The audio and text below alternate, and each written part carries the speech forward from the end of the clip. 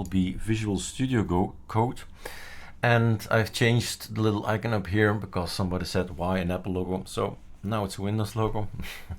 Doesn't really matter, it's just a logo, right? So configure application launcher and go change whatever icon you like to have there.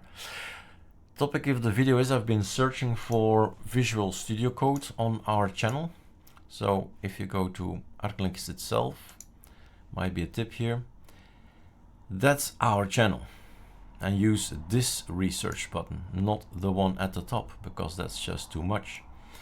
So vscode, Visual Studio Code, and I actually found a few things, very good tips. Change of theme, adding syntax, in this case for NIM, or was it not for NIM, for NixOS, but also for NIM I've made videos. One of the things is not included. That's basically if I am on a new machine, which is Control T.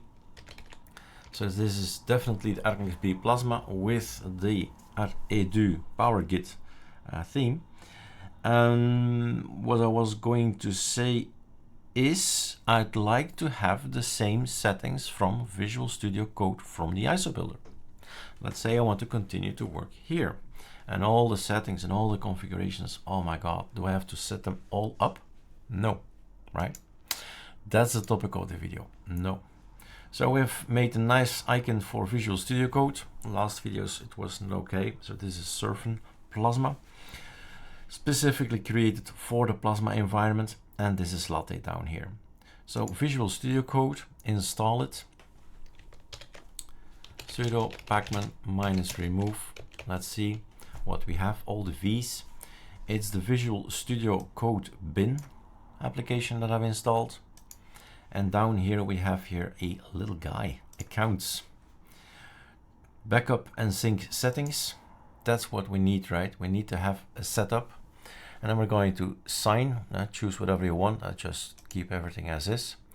Select an account from Microsoft or from GitHub, select an account to sign in. I guess I need to click here, and then it moves over here. Sign into GitHub to continue to GitHub for VS Code. And then of course I have to navigate to another screen, but basically it's your GitHub account that you need to type in, and that's it, right? So moving this little guy to my second screen and going for a login.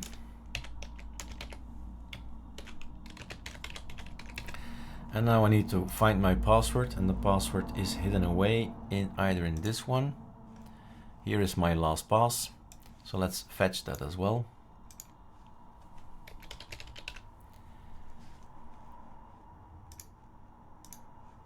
Like that. Then put it in here. And I say sign in. And then we get an authentication code. You know the drill. Safety first. So, off to my mobile, and at this point in time I will have to type this code. Nope, not that one. Immediately says no, failed, and it changed in the meantime. That's how it goes. How about that one? Yay, right? Then we got this, allow blah blah blah, allow yes, sure, and then open link. And we wait, right? This is a clean installation, and lots of things are coming in, installing.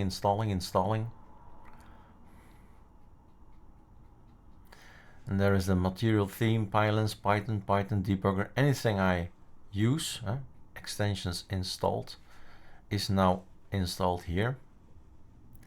And that's what I wanted to share. Why not set it up one time and then decide, okay, let's do this. All right, cheers.